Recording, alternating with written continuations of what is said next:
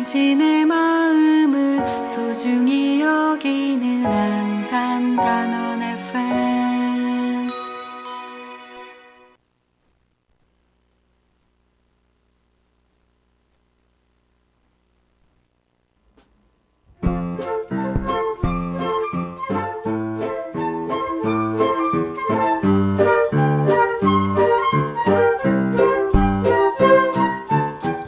끝나지 않은 세월호 이야기.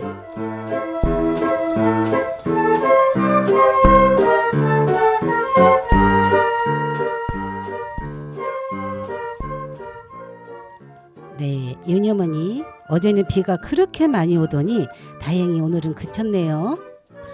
네, 그러게요. 우리 오늘 녹음 잘하라고 이렇게 비가 그쳤나 봐요. 그러니까요. 너무 덥지도 않게 바람도 살랑살랑 불어주니 오늘 엄청 시원하네요. 그렇네요. 날씨가 흐리든 날씨가 밝든 우리 세월호 참사 가족의 발걸음에는 브레이크가 없이 쭉쭉 쭉 갑니다. 갑니다. 네. 진상규명 진실이 밝혀지는 그날까지 네, 쭉 갑니다. 네, 맞아요. 근데 지난주에 우리 가족들을 속상하게 한 일이 있었지요. 그러니까요. 그래서 오늘 세월호 뉴스 브리핑에서 함께 읽어보고 4.16연대 김선호 사무처장님과 이야기 나누어 보려고 합니다. 네. 은정어머니 먼저 읽어주시죠. 네, 기사 내용. 기사 제목은 세월호 보고 조작 혐의 김기춘 전 실장 대법원에서 무죄 확정이라는 기사를 봤습니다. 어떻게 된 기사인지 읽어보겠습니다. 세월호 참사 보고 시점 등을 조작한 답변서를 국회에 제출한 혐의로 기소된 김기춘 84세네요. 전 청와대 대통령 비서실장에게 대법원이 무죄를 확정했다. 대법원 2부는 29일 허위 공문서 작성 등 혐의를 받은 김 전 실장의 재상고심에서 무죄를 선고한 원심을 확정했다. 재판부는 환송 후 원심이 1심 유죄 부분을 파기하고 피고인에게 무죄를 선고한 것은 환송 판결의 취지에 따른 것으로 정당하다며 원심의 판단에는 논의와 경험의 법칙을 위반해 자유심증주의의 한계를 벗어나거나 허위 공문서 작성죄에 관한 법리를 오해한 잘못이 없다고 판단했다. 참 어렵네요. 김 전 실장은 지난 2014년 7월 박근혜 전 대통령에 대한 세월호 참사 보고와 관련 국회 서면 질의 답변서에 허위 내용의 공문서 3건의 작성에 제출하는 방식으로 세월호 보고 시점 등을 조작한 혐의를 받았다. 당시 답변에서는 비서실에서 실시간으로 시시각각 20에서 30분 간격으로 박 전 대통령에게 보고했고 박 전 대통령은 사고 사항을 잘 알고 있었다는 내용이 기재된 것으로 알려졌다. 네, 이와 관련해 검찰은 김 전 실장이 실시간 보고를 하지 않았는데도 이를 사실처럼 작성했다고 보고 재판에 넘겼다.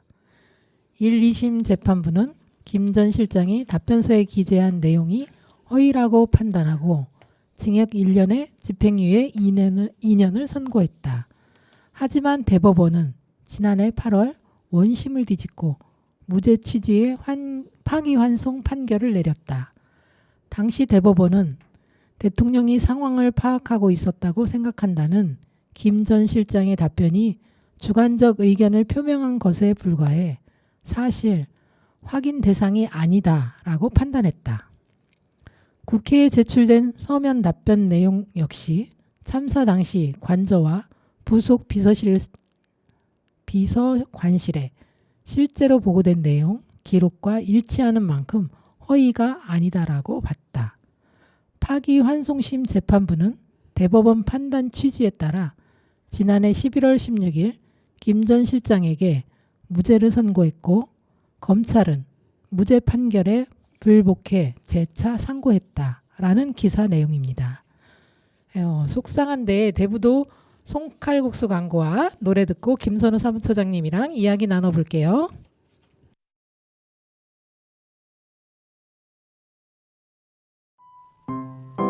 싼 춥고 꿉꿉해서 입맛도 없는데 어디 맛있는 거 먹으러 갈 데 없을까?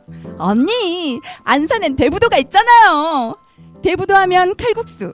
대부도 우리송 칼국수에 가서 시원한 콩국수와 칼국수랑 해물파전에 동동주 한 잔 쭉. 어때? 좋겠다. 입도 눈도 즐겁게 하고 오면 되겠네. 어머니 손맛 대부도 우리송 칼국수는 북동 삼거리에서 영흥도로 빠지지 마시고 조금만 더 직진하시면 오른쪽에 있답니다. 032-881-0927 032-881-0927.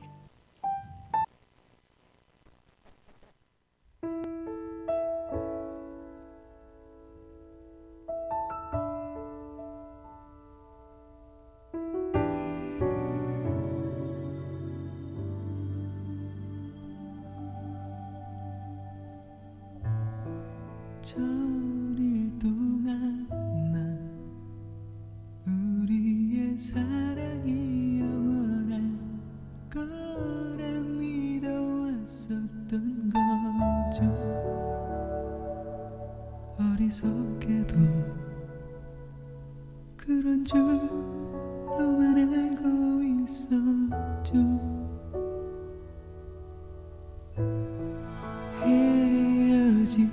헤어지자는 말은 참을 수 있었지만 당신의 행복을 빌어줄 내 모습이 낯설어 보이진 않을런지 그 천일 동안 알고 있었나요? 많이 웃고 또 많이 울던 당신을 항상 지켜주던 감사해하던 너무 사랑했던 나를 보고 싶겠죠. 전일이 훨씬 지난 후에라도 역시 그럴 때죠. 난 괜찮아요. 당신이 내 곁에 있어줬잖아요.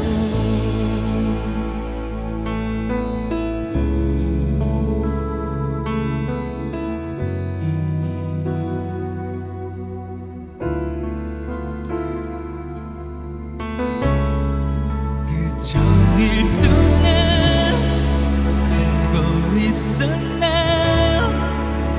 많이 웃고 또 많이 울던 당신을 항상 지켜주던 감사해하던 너무 사랑했던 나를 보고 싶겠죠. 전일이 훨씬 지난 후에라도 역시 그럴 때죠. 잊지 마요. 우리 사랑 아름다운 이름으로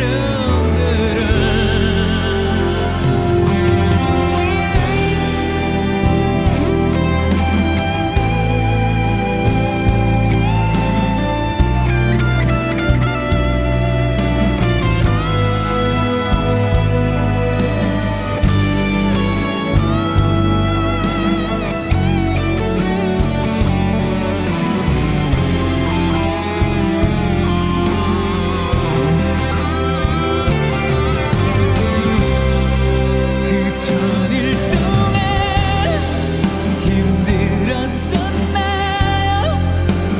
혹시 내가 당신을 아프게 했었나요?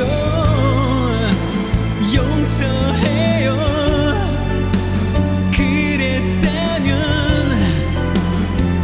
마지막일 거니까요. 난 자유롭죠. 그날 이후로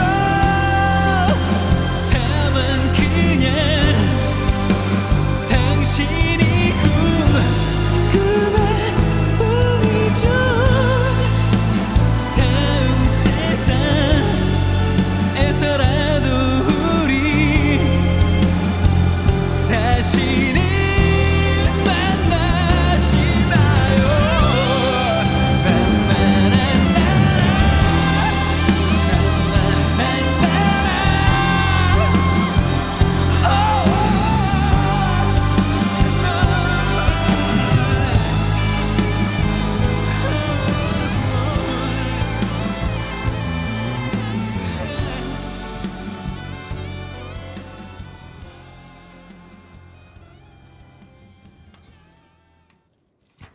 네, 노래 듣고 왔습니다. 오랜만에 함께해 주시는 우리 4.16연대 김선호 사무처장님 인사해 주시죠.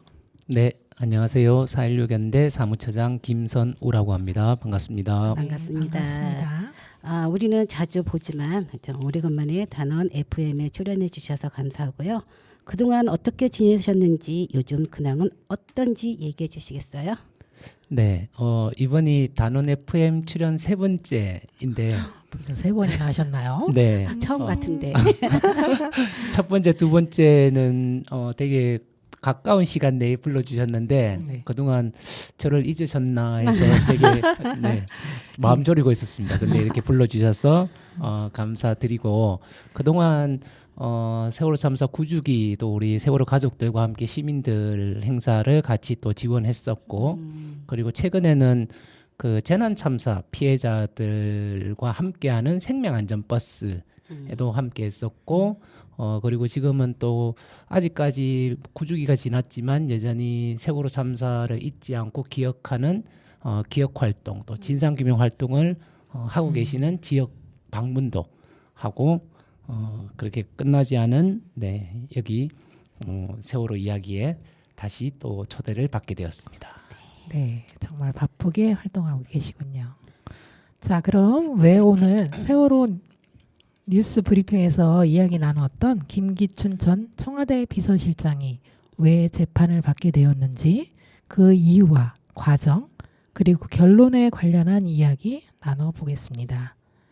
기사 내용을 보면 세월호 참사 보고 시점 등 조작한 답변서를 국회에 제출한 혐의로 기소되었다는 이유가 적혀 있는데요. 이렇게 허위 공문서를 어떻게 작성하게 되었는지 그리고 등장인물과 사건 소개부터 그렇게 이런 과정들을 좀 설명을 부탁드립니다. 김선우 사무처장님. 네, 먼저 이 사건은 이제 등장인물이 3명입니다. 3명. 김기춘, 김장수, 김관진. 아마 우리 청취자분들하고 우리 세월호 가족분들은 되게 많이 들어보셨을 거예요. 네. 김기춘은 박근혜 정부 때 청와대 대통령 비서실장을 했던 네, 사람이고 비서실이 뭐 하는 곳이냐면 비서실장은 대통령의 명을 받아서 대통령 비서실 사무 전체를 총괄하고 또한 이제 비서실 소속 공무원들을 지휘 감독하는 이제 아주 높은 최고위직이죠. 사실은 대통령 다음으로 그 청와대 내에서는 2인자라고 얘기할 수 있겠습니다. 또 이제 김장수라는 사람은 죄송합니다. 박근혜 정부 때 청와대 국가안보실장을 지냈습니다. 세월호 참사를 얘기할 때 국가안보실에 대한 얘기를 안 할 수가 없어요. 그렇게 국가안보실은 대통령의 명을 받아서 이제 사무를 처리하고 공무원들을 지휘 감독하는 사람이고 김장수는 박근혜 정부가 취임하고부터 세월호 참사가 일어나고 그 다음 달 2014년 5월 23일까지 국가안보실장을 역임하게 됩니다. 그리고 그때 정부에 대한 책임론이 되게 불거졌을 때에 이제 결국 김장수 국가안보실장은 사임을 하고 그 다음으로 온 사람이 바로 김관진이라는 국방부 장관을 했던 이분이 이 사람이 국가안보실장으로 오게 됩니다. 이 세 사람이 이제 등장을 하는데 우리가 세월호 참사를 얘기하면서 왜 이제 보고 시간과 이제 지시에 대한 얘기를 하냐 그러면 특히 이제 세월호는 이제 배가 침몰을 할 수는 있는데 과연 그 침몰한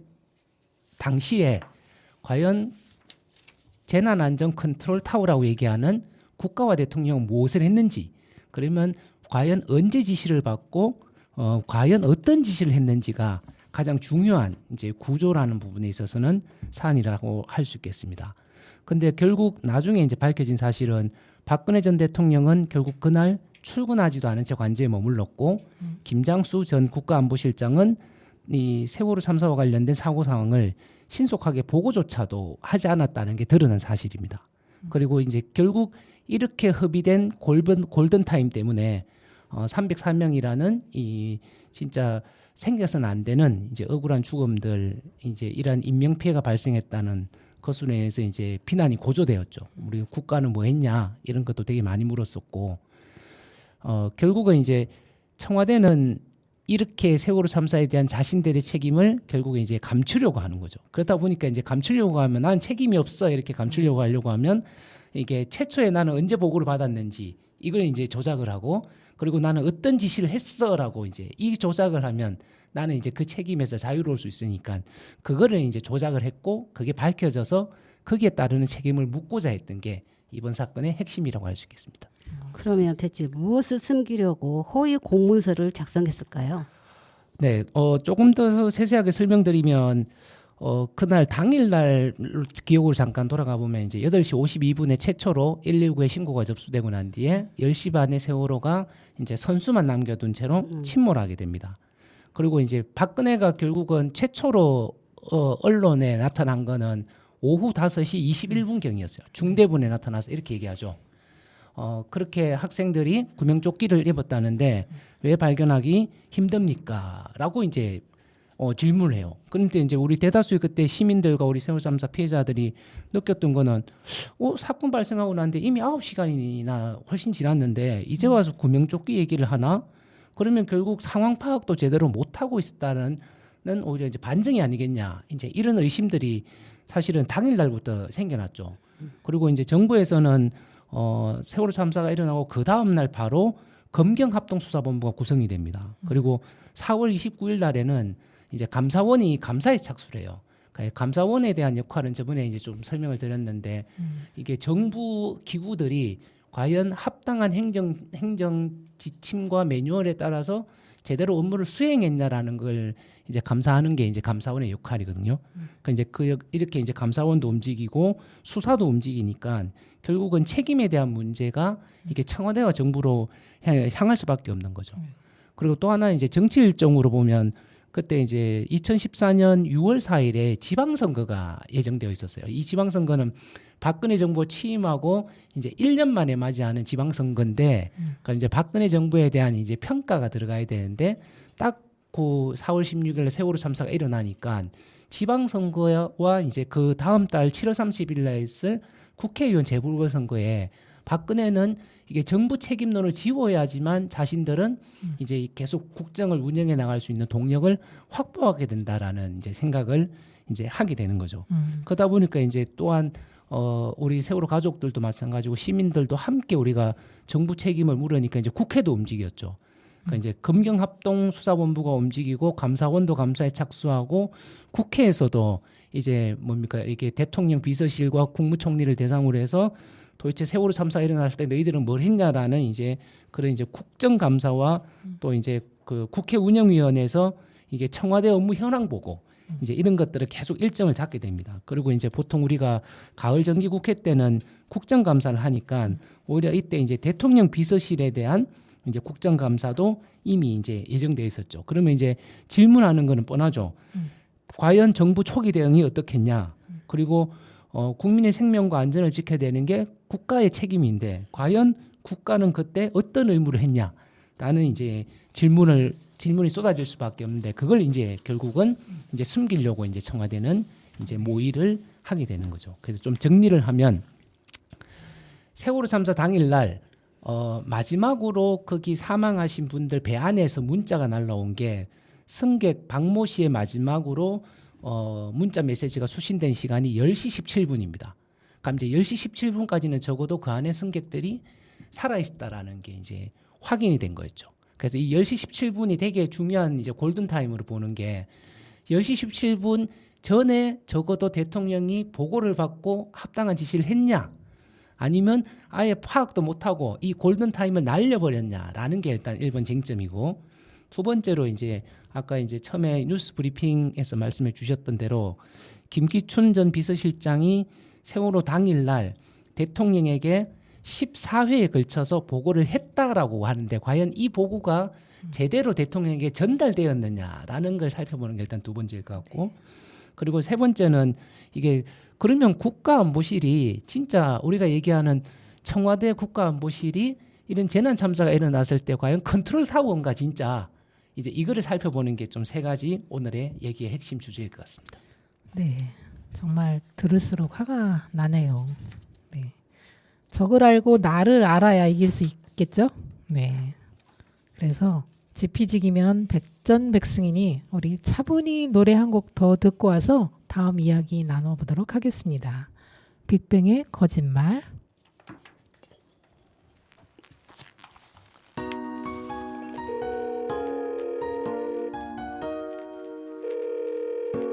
여보세요?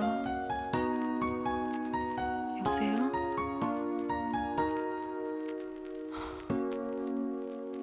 Yeah, love is pain. Dedicated to my broken hearted people. Once saw the flame, yeah, scream my name. Damn, and I'm so sick of love songs. Yeah, I hate them love songs. Memento of ours. 거짓말. 늦은 밤비가 내려와 널 데려와 젖은 기억 그때 뒤척여놔. 너 없이 잘 살 수 있다고 다짐해봐도 어쩔 수 없다고 못하는 술도 마시고 속 타는 마음 밤새 채워봐도 싫어. 너 없는 하루는 길어 빌어 제발 있게 해달라고.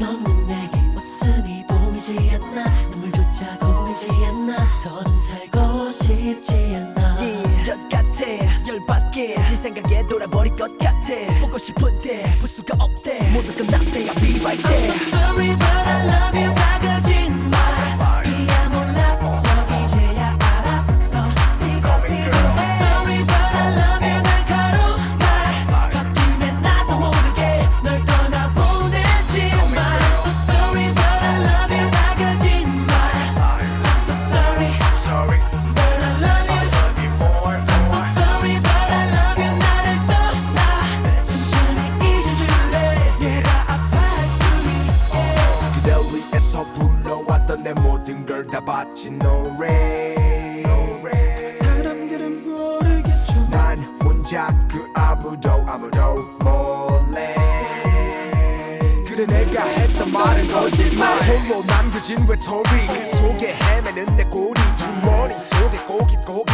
접어둔 이별을 향한 쪽지 넌 어딨나요 널 부르는 습관 난 달라질래 이젠 다 웃어넘길게 So sorry but I love you 다 거짓말 이야 몰랐어 이제야 알았어 네가 필요해 So sorry but I love you 날카로운 말 걷기면 나도 모르게 널 떠나보내지만 I'm so sorry but I love you 다 거짓말 I'm so sorry but I love you I'm so sorry but I love you 나를 떠나 천천히 잊어줄래 내가 아파할 수 있게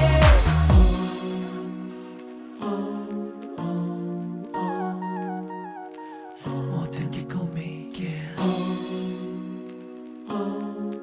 이것밖에 안 되는 나라서 Drop that beat 아직도 너를 못 잊어 아니 평생을 가도 죽어서까지도 yeah 내가 준 상처 아물었는지 미안해 아무것도 해준 게 없는 나라 I'm so sorry but I love you 다 거짓말 네가 몰랐어 이제야 알았어 네가 필요해 I'm so sorry but I love you 날카로운 말 걷기면 나도 모르게 널 떠나보내지만 I'm so sorry but I love you 다 거짓말 I'm so sorry but I love you more I'm so sorry but I love you 나를 떠나 천천히 잊어줄래 내가 아파할 수 있게 bye bye 네, 차분한 노래가 아니라 신나는 노래를 듣고 왔네요. 네, 그럼 쭉쭉 공부하는 마음으로 다음 이야기 나눠볼게요.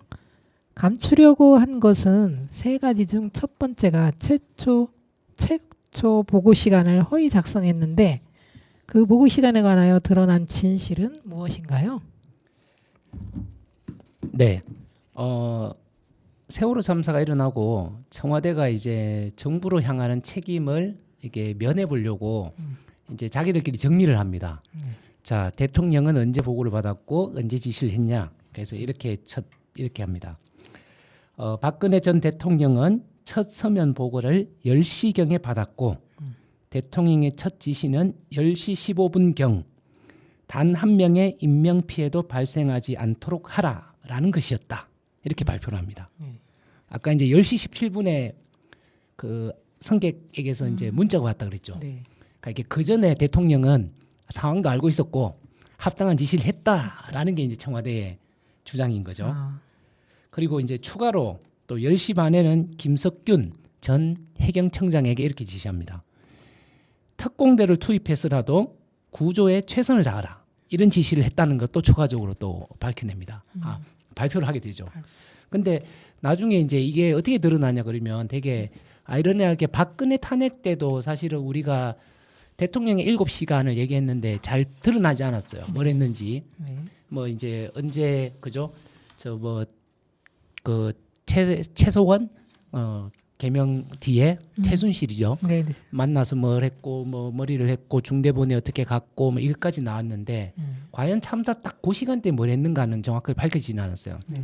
근데 나중에 이제 문재인 정부가 들어서고 난 뒤에 2017년 7월 14일에 그 청와대 내에 있는 국가안보실 캐비넷에서 세월호 문건이 발견돼요.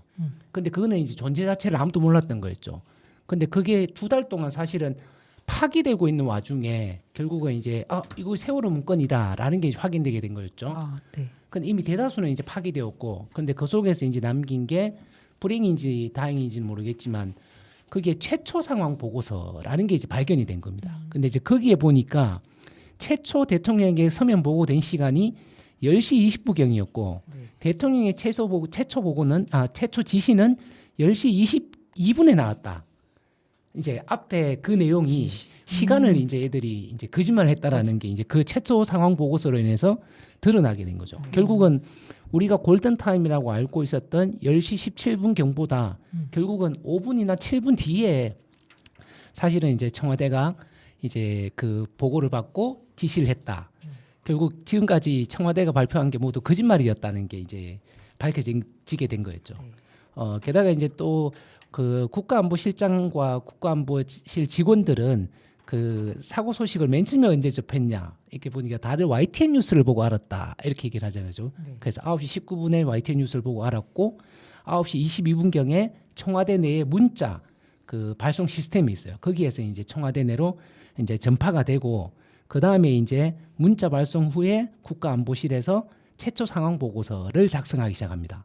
그래서 김장수 전 국가안보실장이 10시경에 이 상황 보고서 일보를 가지고 이제 10시 12분경까지 정확한지를 확인했다는 것도 그 최초 상황 보고서에 다 나와 있어요. 거기에서 확인이 된 겁니다. 그래서 이제 10시 15분경에 이제 국가안보실장이 어떤 지시를 하냐면 이거 큰일 났다. 이걸 가지고 대통령에게 빨리 보고해라라고 하는데 우리가 청와대 가보신 분들 아시겠지만 박근혜 대통령이 나오지 않고 관저에 머물면 그 관저와 업무실은 거리가 상당히 됩니다. 뛰어가는 것만 해도 뭐 5분, 6분 그리고 이제 그걸 뭐 차를 타고 가도 또 자전거를 타고 가도 뭐 이런 것까지 아마 탄핵 때 쭉 얘기가 됐던 게 아마 있을 겁니다.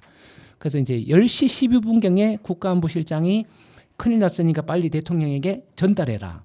그래서 이제 그 신의로라는 국가안보실 직원이 그걸 가지고 대통령 이제 관저에 전달하기 위해서 상황병에게 전달합니다. 그래서 상황병이 막 뛰어가서 결국은 이제 전달을 했죠.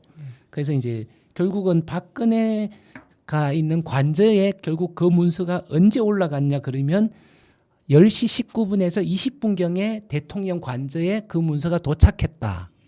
그러니까 이게 본 게 아니라 도착했다라는 게 이제 결국 최초 상황 보고에서 이제 확인이 되는 거죠. 근데 이 국가안보실장이 보면 그렇게 세월호 참사와 관련된 이제 위기 상황 보고를 정리해서 대통령실에 보낸다고 해서 자기가 역할을 다 한 건 아니잖아요, 그죠? 그래서 네. 대통령이 빨리 봤으면 좋으니까 또 전화를 합니다. 근데 대통령이 전화를 안 받으니까 결국은 누구한테 전화하냐면 그 대통령을 이제 왜 뭡니까 의전을 관리해주고 관절을 담당하는 제2부속실이라고 있습니다. 그래서 제2부속실 비서관 안봉근에게 전화를 걸어서 대통령이 전화를 안 받는다. 지금 상황 보고서를 올렸으니 빨리 대통령에게 보고될 수 있게 조치해달라라고 별도로 이제 안봉근한테 전화를 하죠. 그러고 난데 안봉근이 박근혜를 깨워서 결국은 이제 김장수랑 박근혜가 전화 통화를 하게 되고 그때 대통령이 이제 아까 말씀드렸던 최초의 지시 단 한 명의 인명 피해도 발생하지 않도록 이제 만전을 기하라. 이제 구조에 전념하라. 이런 걸 이제 처음으로 지시했다라는 거죠.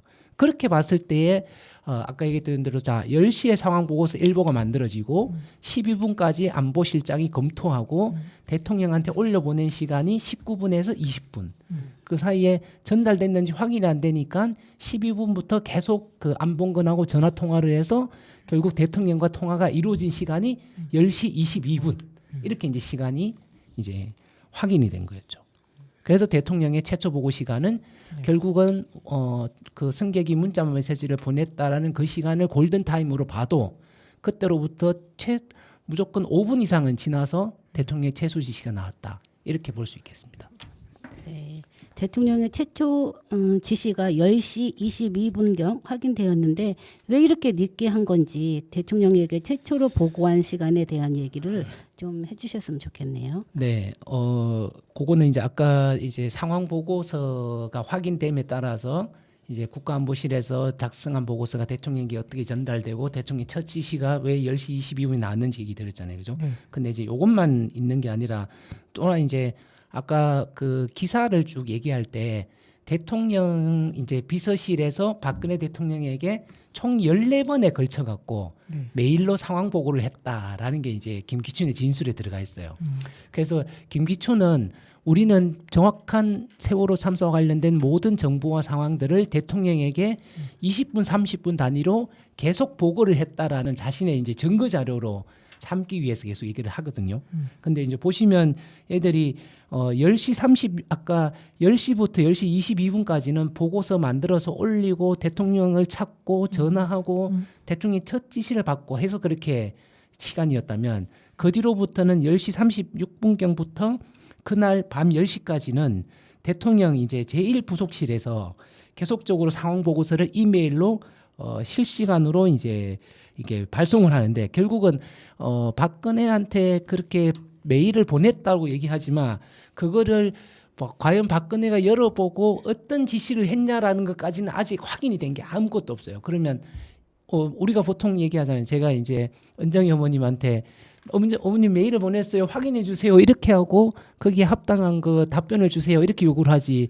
메일을 보냈다고 해서 당연히 은정 어머님은 내가 보낸 메일을 무조건 다 보고 다 상황을 알고 있을 거야. 이렇게 생각하지는 않잖아요. 그렇죠. 근데 보낸 것만으로도 본인들은 이제 자신의 책임과의 의무를 다했다라고 이제 결국은 얘기를 하고 있는 거죠. 그리고 이제 그 뒤에 또한 이제 이 김기춘이 이제 국가 책임을 또한 이제 또 숨기기 위해서 우리가 이제 흔히 얘기하는 그 특조위 방해라는 측면에서 이제 등장하는 게 있습니다. 실수비 회의라는 게 있습니다. 그러니까 그건 이제 특조위를 방해하기 위해서 애초에 만들어진 게 아니라 처음부터 청와대가 비서실장과 그 밑에 있는 수석 비서관들이 세월호 참사에 대해서 대응하기 위해서 계속 실수비 회의를 운영을 하게 됩니다. 그러면 이제 여기에서 이제 결국은 김기춘은 이렇게 얘기하죠.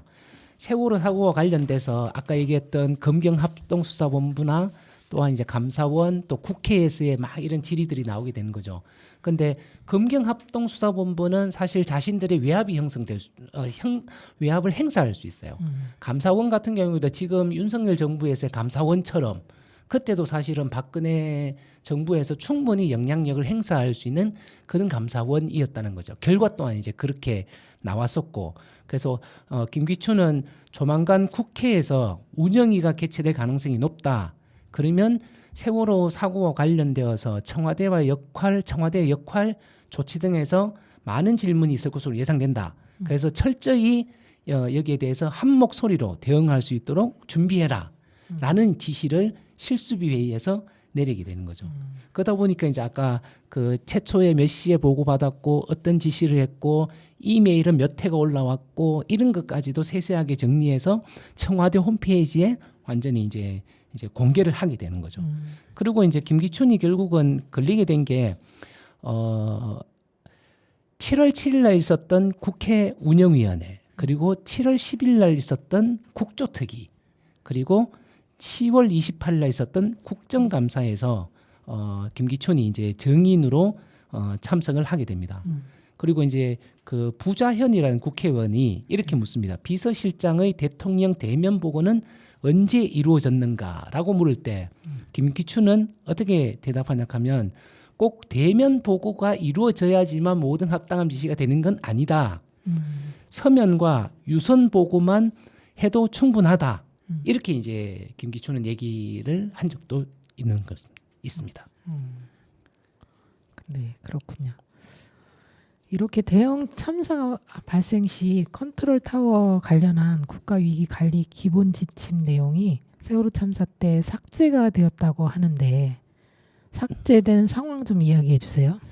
네, 그 우리가 이제 아까 우리가 쭉 지금까지 얘기 나눴던 게 이제 보고 시간을 최초에 왜 조작했냐? 그러면 진짜 대통령 첫 지시가 언제였냐? 요거는 이제 우리가 확인했다면 이제는 이제 또 우리가 그 박근혜 대통령, 박근혜 정부한테 요구했던 게 국가의 부재 또 이제 국가의 책임 이런 얘기를 되게 많이 했었잖아요, 그죠?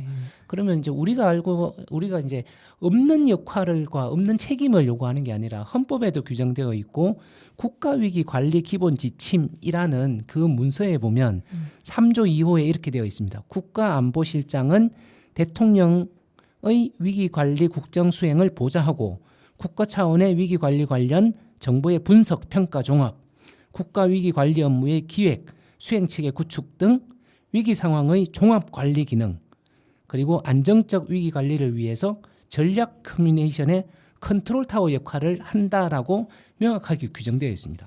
그래서 국가안보실장은 국가위기 상황에서 컨트롤타워 역할을 한다 이렇게 명확하게 규정되어 있다는 걸 확인을 한 거였죠. 그래서 여기에 따라서 과연 국가가 이제 그 역할을 했느냐라고 이제 우리는 질문을 하고 거기에 대한 답을 원하고 있는데 4월 23일 날 청와대의 민경욱 대변인이라는 사람이 이렇게 얘기합니다.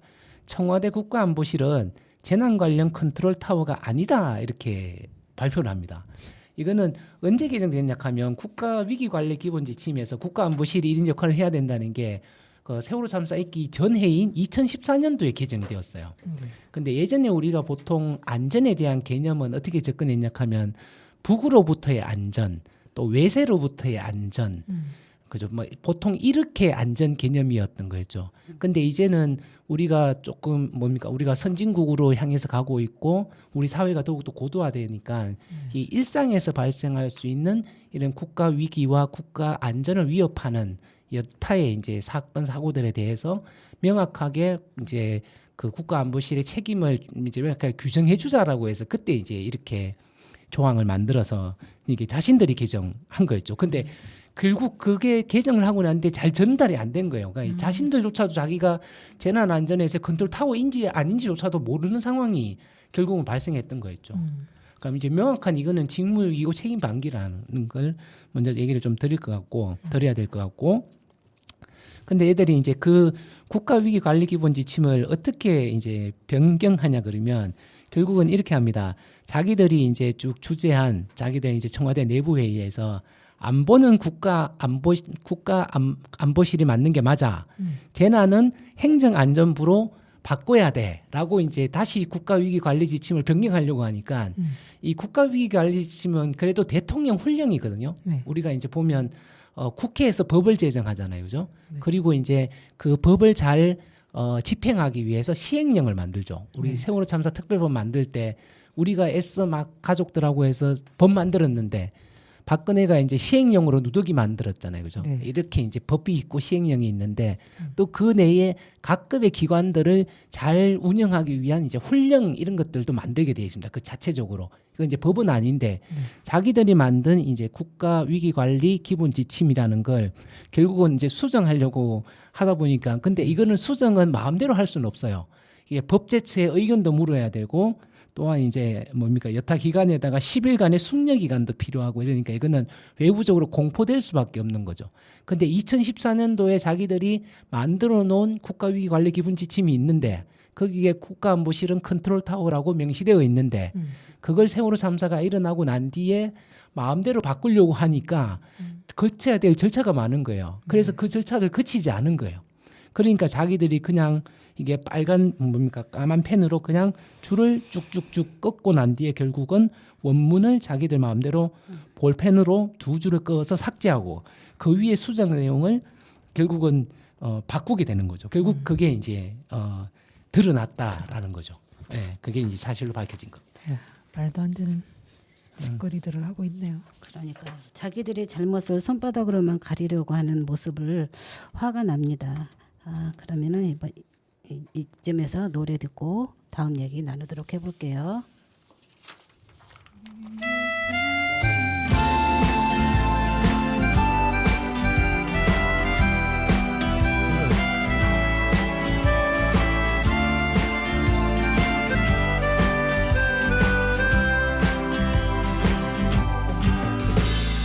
우리는 기억해요 그날 4월 16일을 우리는 기억해요 별이 된 우리 아이들을 우리는 기억해요 잊지 않겠다던 그 약속 우리는 기억해요 행동하겠다던 그 약속 안산이 품고 대한민국이 기억하며 세계인들이 찾아오는 생명안전공원 슬픔을 딛고 새로운 미래 열어가는 우리 모두의 다짐과 희망을 모아 다 함께 만들어요 4.16 생명안전공원 다 함께 만들어요 안전하고 행복한 나라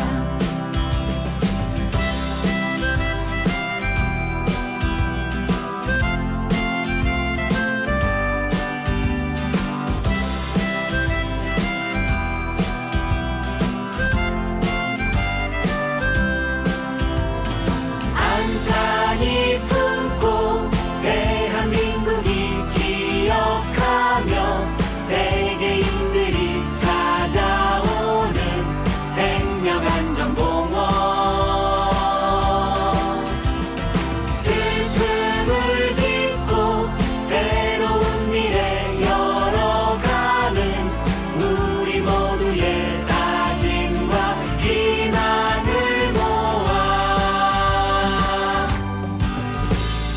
다 함께 만들어요 4.16 생명안전공원 다 함께 만들어요 안전하고 행복한 나라 다 함께 만들어요 4.16 생명안전공원 다 함께 만들어요 안전하고 행복한 나라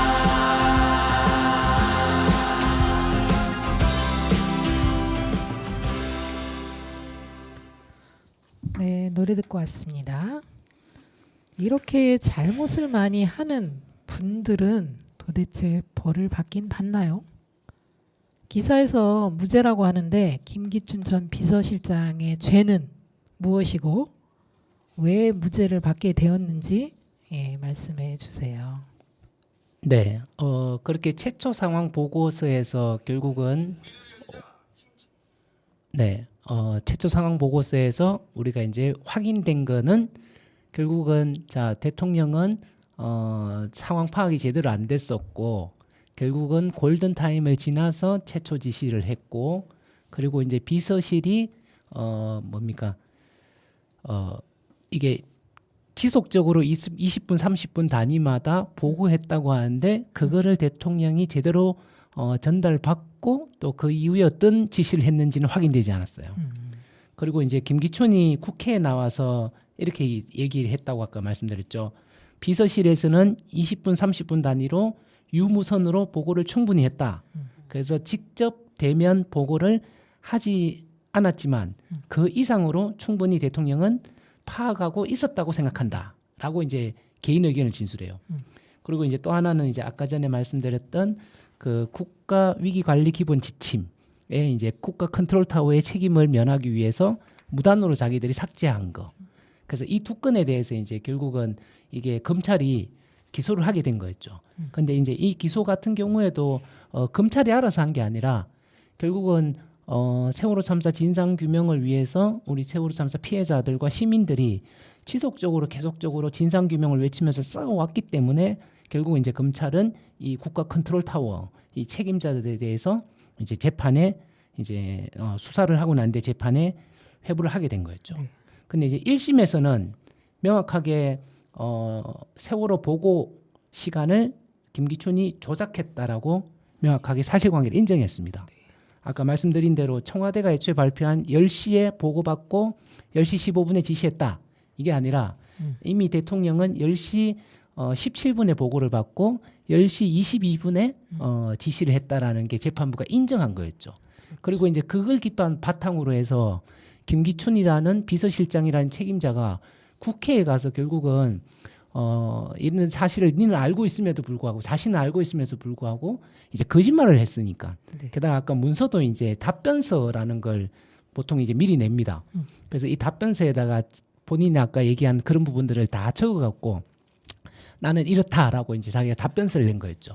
근데 이거를 결국은 허위 공문서 작성 그리고 허위 공문서를 작성죄와 행사죄라는 게 있는데 허위 공문서를 내가 이렇게 만들어요. 그럼 이 만드는 순간 이미 이거는 허위 공문서 작성죄에 걸리는 거예요. 그리고 내가 이걸 상대방에게 제출했어요. 그러면 이거는 허위 공문서를 가지고 국회에다가 제출했으니까 행사를 한 거예요. 그러니까 이 두 가지로 이제 김기춘은 이제 재판이 회부되고 결국 1, 2심은 허위 사실을 기재했다라고 이제 유죄를 선고한 거였죠. 근데 이제 이것이 보면 근데 이제 결국은 이제 대법원에 이게 올라갔는데 대법원에서는 오히려 거꾸로 봤어요. 아까 이제 김기춘이 이렇게 허위 공문서를 이제 만들 때 나는 그렇게 보고가 되었다고 생각한다. 이렇게 적어냈어요. 거죠? 그렇죠. 그래서 아니야 이거는 김기춘이 자신이 알고 있는 의견을 적은 거야. 이게 개인적인 의견일 뿐이야. 그거를 국회에다 제출한 거야. 이렇게 이제 재판부는 본 거였죠. 그래서 이제 대법에서요 결국은 김기춘에 대해서 무죄로 돌려보내고 우리나라가 이제 보통 3심제잖아요. 그죠? 1심에서 유죄가 나왔어요. 1년의 집행유예 2년. 2심에서도 똑같이 1년의 집행유예 2년이 나왔어요. 그런데 대법원에 가서 그 1심, 2심이 잘못되었어라고 파기시키죠. 그러면 다시 그게 2심으로 내려갑니다. 근데 2심에서도 보면 보통 우리나라 법원에서는 대법원이 한번 파기한 거는 결정적인 증거가 나오지 않는 이상은 보통 대법원이 상급심이기 때문에 그걸 그대로 따라서 이제 대법원의 판결을 그대로 인정한 거였죠. 근데 이제 검찰이 그걸 가지고 다시 한번 대법원이 판단해 달라라고 재상고라는 게 있습니다. 그래서 법적 절차로 그래서 대법원에 다시 재상고를 하는데 검찰은 사실은 기존에 확보되었던 증거 자료 외에 새롭게 더 확보된 자료가 없기 때문에 사실은 똑같이 재상고를 법원에 올라갔지만 대법원이 다시 그 사건이 왔을 때 봤을 때는 야 기존에 재판했던 것과 한 개도 달라진 게 없는데 그대로 올라온 거잖아요. 그죠? 그러니까 이번에 대법원은 결국은 그래 다시 재상고가 되었지만 재상고 기각이라는 결정을 내리게 된 거였죠. 그래서 이제 최종적으로는 결국은 김기춘에 대해서는 무죄가 확정이 된 겁니다.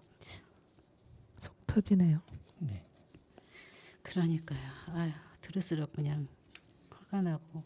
근데 이 김기춘이는 대통령에게 거짓말 보고서를 했는데도 그게 제가 안 된다는 게 정말 정말 평범한 시민으로서도 이해가 정말 안 가고요. 얼마든지 그러면 대통령에게도 거짓으로 보고서를 작성해서 보고해도 나중에 내가 아니라고 하면 그게 아닌 게 되는 거예요. 그렇죠. 그렇게 와. 계속 몰랐다 이렇게 와. 하면 결국 빠져나가는 거죠. 그럼 아까 김정수 전 김창수. 국가 김창수예요? 장수. 김장수 전 국가안보실장도 있었는데 그 사람은 어떻게 됐나요? 네, 이 김장수라는 사람은 이제 아예 1심부터 무죄를 받았어요. 이제 김장수는 아까 말씀드린 대로 박근혜가 들어서고 난 뒤에 첫 이제 국가안보실장을 맡고 세월호 참사가 일어나고 바로 5월 23일 날 이렇게 국가안보실에 대한 책임 문제가 불거졌을 때에 본인은 이제 사임을 하게 되는 거죠. 근데 이제 사실은 국가안보실이 이게 김기춘한테 올라가는 아까 최초 보고 시간이나 뭐 이런 상황 보고나 이거는 사실은 국가안보실을 거쳐서 올라갈 수밖에 없어요. 모든 게 다 이게 국가안보실은 국가안보실의 역할이 있고 정책실은 정책실의 역할이 있고 이래갖고 이제 비서실로 올라가거든요. 그러니까 이제 김기춘이 모든 상황을 밑에서부터 다 보고받아갖고 대통령한테 이렇게 하는 게 아니라 국가안보실이 재난 참사라든가 국가 위기 상황에서는 무조건 그거를 모든 상황을 취합하고 보고를 올려야 되는 첫 번째 관문 책임의 역할이 국가안보실이 이제 진다라는 거죠. 그럼 그렇게 봤을 때 최초 시간 보고에 그렇게 조작됐던 시간에 결국은 김장수도 분명히 알고 있었고 관여했을 것인데 왜 거기에 대한 책임을 묻지 않느냐라는 것도 이제 굉장히 이게 중요한 이제 의문인 거죠. 그렇죠. 그리고 이제 또한 이제 김장수가 그 국회에 제출할 이제 세월호 참사 상황일지 작성 과정에서 당연히 이제 아까 말씀드린 대로 허위로 본인도 알고 있지만 비서실장이 그렇게 10시다 또 10시 15분이다라고 그 청와대 홈페이지나 막 외부적으로 공포됐을 때도 분명히 알고 있었을 건데 결국은 이 뭡니까 재판부는 검찰의 증거 부족이라는 측면에서 결국은 이제 김장수는 무죄를 받게 되는데 지금까지 보면 우리가 세월호 참사 관련된 재판을 할 때 특히 국가 책임자들의 책임을 물을 때 보면 이제 검찰의 이제 증거가 되게 부족하다. 또 검찰의 입증이 되게 부족하다라는 판결이 되게 많이 나왔어요. 특히 이제 국가 책임자들. 그거는 이제 사실은 지금까지 뭐 기록물 공개도 제대로 되지 않았고 왜냐하면 이 국가 책임자들은 나는 몰랐다라는 이제 그러한 걸로 이제 다 빠져나가는 그리고 이제 재판부는 그걸 용인해 주는 결국 이제 그런 결과가 똑같이 이제 김장수 재판에서도 나타나게 된 거였죠. 네, 이렇게 혐의만 있고 네, 죄값은 없네요. 그럼 김관진 전 국가안보실장은 왜 또 무죄를 받았나요? 이게 이제 김장수가 5월 23일 날 이제 사임을 하죠. 네. 그리고 이제 그 다음에 이제 들어왔던 게 이제 김장수인데 김장수는 국방부 김관진이죠. 그죠? 김관진은 국방부 장관을 하면서 일단 초기에는 국가안보실장을 겸임하게 돼요. 그러면서 이제 그러면 국가위기관리 기본 지침이라는 걸 삭제하는 거를 그 국가 책임을 피하기 위한 과정에서 국가안보실이 관여할 수밖에 없겠죠. 그걸 이제 아까 무단으로 두 줄을 쭉쭉 꺾고 난 뒤에 이제 결국 국가 재난 참사나 국가 위기에서의 컨트롤 타워는 중대본이다라고 이렇게 이제 결국은 바꾸게 되죠. 근데 거기에 분명히 김관진은 그거를 보고를 받았고 또 이에 대한 승인이 있었기 때문에 이제 그렇게 무단 수정이 가능했다라는 게 합리적 추론이라는 거죠. 물론 이제 김관진이 정확하게 거기에 이제 관여했다라는 증거는 나오지 않았어요. 근데 국가안보실 자신의 역할을 수정하는 문제인데 국가안보실장이 거기에 대한 어떤 보고도 받지 않고 어떤 확인도 없었다라는 거는 저는 좀 믿을 수 없는 좀 이제 그런 과정이라서 근데 결국은 재판부는 이렇게 얘기합니다. 김관진 전 국가안보실장이 책임자이던 국가안보실에서 위법한 방법으로 볼펜을 쭉쭉 긋고 아까 얘기했던 10일의 숙력이라든가 법제처의 의견이라든가 이런 걸 듣지 않는 과정에서 결국은 무단으로 수정된 것이 인정된다. 이렇게 얘기를 합니다. 그런데 이렇게 토를 달아요. 피고인이 이런 걸 알면서도 직원들과 공모해서 이걸 바꿨다라는 증거는 부족하다. 아까 김장수 할 때 똑같아집니다. 자, 검찰이 입증할 수 있는 증거가 부족하기 때문에 결국은 김관진의 주장을 이제 받아들여 갖고 무죄를 선고하게 되는 거죠. 말도 안 되는 일이군요. 아니 이렇게 정말 인정된다 했으면 인정된 거에 따른 죄를 물어야지 이렇게 또 무죄를 때리는 게 말이 되냐고요. 네. 어쨌든 이렇게 김순 사무처장님의 설명을 듣고 있자니 많이 정말 속상하고 속상한 반면에 또 어렵네요. 법이라는 것이. 그러니까요. 하지만 세월호 참사 피해자와 시민들은 국가의 부재에 대한 책임을 묻고자 합니다. 가만히 있으라는 말을 믿고 침몰하는 세월호 안에서 국가의 구조를 기다렸을 그 시간, 국민의 생명과 안전을 책임져야 할 헌법상 의무가 있는 청와대와 대통령은 무엇을 했는지에 대한 책임을 꼭 물어야 할 것입니다. 국가의 책임을 감추려 이렇게 승객들이 숨져갈 때 승객을 구할 아무런 지시와 행위를 하지 않은 대통령과 국가안보실의 책임을 회피하려고 최초 보고 시간을 조작하고 국가의 책임을 명시한 문서를 무단으로 수정한 범죄에 대해 지금 당장 법적 책임을 물을 길은 멀어졌습니다. 그러나 세월호 참사 가족협의회와 4.16 연대는 김기춘, 김장수, 김관진 등의 책임을 묻기 위해 국가 책임자들의 책임을 묻기 위해 사참위 조사 결과에서 드러난 범죄 사실을 다시 공론화하고 추가적인 자료 공개를 통해 이들의 책임을 반드시 끝까지 책임을 물을 것입니다. 그렇지 은정 엄마? 암요. 우리가 항상 그렇게 말하잖아요. 나중에 천국에 가서 아이들을 만났을 때 왜 그랬대? 라고 우리 아이들이 질문했을 때 대답을 해줘야 되잖아요. 그렇기 때문에 우리 부모님들이 정말 이들의 죄가 꼭 죄를 받기를 바라며 끝까지 바뀔 수 있게 노력할 것입니다. 김선우 사무처장님 설명 너무 잘 해주셔서 감사합니다. 사무처장님 또 이렇게 설명 길게 해주셨는데 네. 앞으로 어떻게 할 건지 어떻게 해야 되는지 얘기 좀 해주세요. 어떻게 해야 될까요 우리? 네, 지금까지 그 세월호 참사와 관련돼서 우리 세월호 참사 피해자들과 시민들은 국가의 책임을 묻고 있습니다. 그리고 거기에 합당한 책임이 있는 사람이라면 당연히 법적 처벌을 받아야 된다. 네. 그래야지 교훈이 된다라고 얘기를 하고 있습니다. 네. 근데 사실은 지금까지 진행된 재판에서 국가 책임자들이 제대로 그 죄값을 받고 처벌을 받은 적은 아직 없습니다. 그렇죠. 그래서 아마 이게 조금 앞으로 더 어려운 길이 될 수 있는데 좀 이제 오히려 10주기가 다가오고 있고 또 10주기 이후에라도 좀 세월호 참사 피해자와 시민들이 계속적으로 이 국가 책임을 묻는 문제 또 이번에 사참위 공고에서 나타났듯이 국가가 그 책임에 대해서 명백하게 인정하고 사과하게 네. 만드는 이제 그 행동들을 오히려 더 지금부터 본격화해야 할 때라고 생각합니다. 네. 그래서 어쨌든 4.16 연대와 가족협의회에서 네. 앞으로 이런 활동들을 시민들에게도 많이 알리기 위해서 여러 가지 것들을 지금 시민들하고 만나려고 하고 있죠. 네. 그 시점에 진실 동행으로 네, 시민들 만나러 갈 것이고 그리고 또 하나 뭐 있죠? 사참위 네. 네.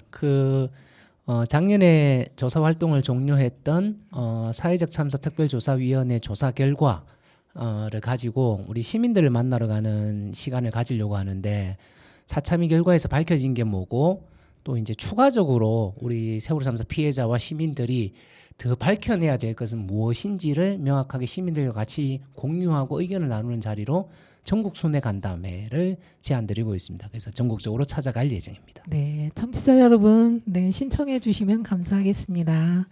네, 오늘 또 이렇게 네, 방송해 봤습니다. 저희는 7월 22일 방송에서 만나겠습니다. 네, 수고들 많으셨습니다. 네, 수고하셨습니다. 네, 고맙습니다.